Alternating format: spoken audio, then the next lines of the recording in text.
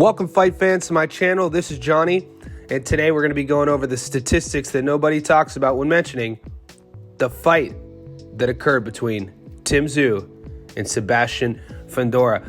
Guys, if you watch this fight, there's a lot to unpack here.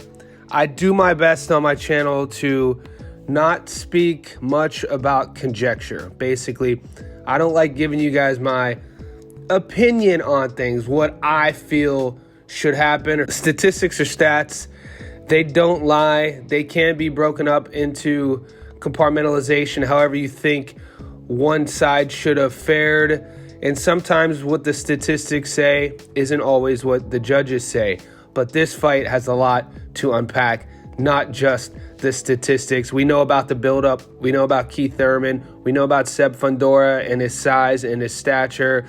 There's so much to talk about. The fight ended via split decision. Seb Fundora is the new 154-pound champion.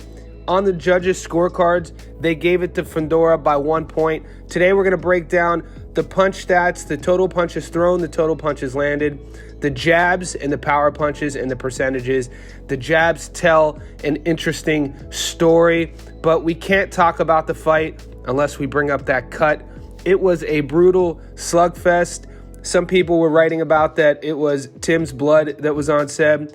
That may have been the case, but Seb was cut up from the first few rounds, and both fighters showed immense guts and immense heart. I thought the fight was good for boxing. I'm an old school boxing fan. I like a little bit of blood. I like adversity. I feel through that you really get to see a fighter's character. They always talk about good fighters are always able to be the hammer, but great fighters are able to become the nail. So this was one of those fights. I don't want to say I'm too excited about what happened with the cut. No fighter will go into camp and prepare type of adversity. How can you? How could you do a fight camp and prepare for having a massive cut that requires 10 stitches on the forehead in the early rounds of the fight and still fight the whole 12? Let's talk about that fight before we break down the statistics. Tszyu started fast. We knew that would be the game plan. He talked about that. And after the first 2 rounds, statistically, he actually held the advantage 26-7 in power punches landed.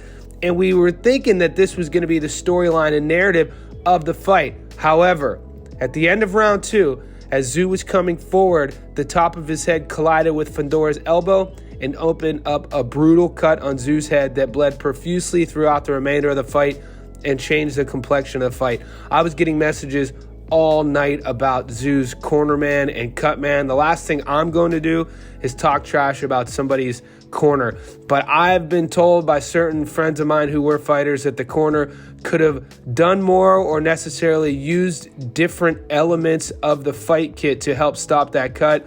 People watching the fight said that they could have used adrenaline and nothing was put on the head except some Vaseline. I wasn't in the corner. If you guys have any truths or facts to that statement, I'd love for you to either message me or comment in the comment section.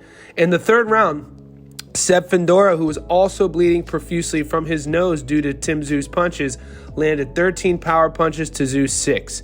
Blinded by the blood flowing from the cut, Tszyu targeted Fundora's body to the tune of 45 body punches landed in rounds 4 through 12. And guys, we thought that that was going to be a narrative. All the Tszyu fans were talking about pre-fight that Tszyu was going to chop Fundora down like a tree. And the great thing about stats is they really tell the true story of a fighter's game plan. And those total body punches landed through rounds 4 to 12 helped tell that story. That had nothing to do with the cut on Tszyu's head. That had everything to do with his game plan. Fundora threw 321 more punches than Tszyu, but Tszyu actually threw 4 more power punches and landed 35 more than Fundora at a 47% connect rate. When you think about all of the adversity that Tszyu was going through in the pre-fight build-up, switching of opponents, last-second opponent change, the height of Fundora, then within the fight, the cut, it's pretty impressive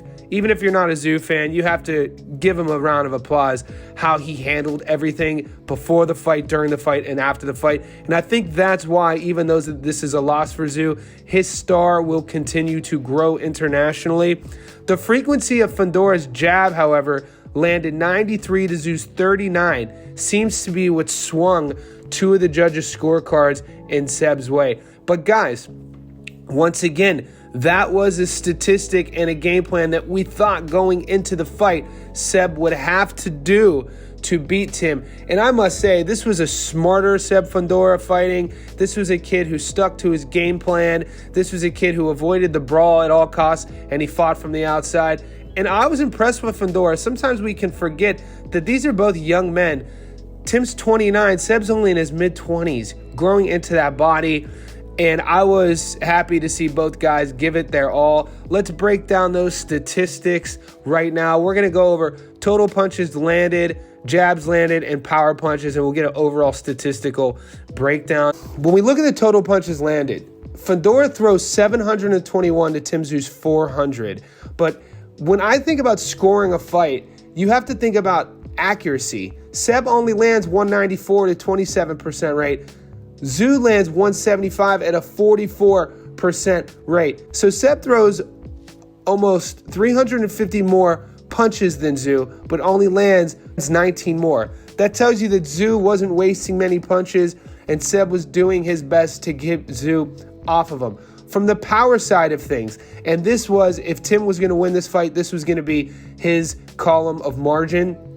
Seb throws 284 to Tim's 288, so it's pretty even on the thrown side. But on a land side, Seb only lands 101 to Tim's 135. Once again, Tszyu at a higher rate, 47% to 36%. And this next stat, why I wanted to end it with jabs, is the reason why Seb won. He threw 437. Now, was it death by 1,000 paper cuts? He pokes his jab out there almost like a style of its own. I could tell you CompuBox equated a lot of those faint, just poke jabs as punches. I necessarily wouldn't have done the same thing, but all in all, Seb throws 437 to 112, lands 93 to Tim's 39.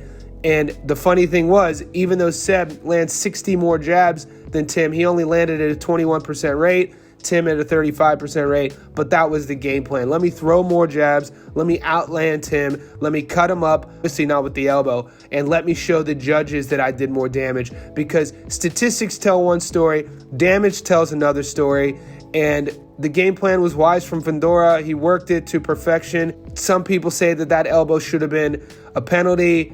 I like to think it wasn't intentional. However it was, it happened. It caused a lot of trauma during the fight. When the fight ended, Seb got the victory, and that's that, and you just move on. Before I let you guys go, what's next for Tim Tszyu? Who do you want to see him fight? What's next for Seb? Errol Spence Jr. did get into the ring and call Fundora out, and Tim Tszyu just said that he'll wait to see what his management staff want from him. Terrence Crawford was on Twitter. Erickson Lubin was on Twitter. We'll play the waiting game as fans. I'll ask you guys, though, what do you think of this scoring? What do you think of the outcome? Was it fair? And who do you see Fundora fighting next and Tszyu fighting next? Let me know in the comment section below.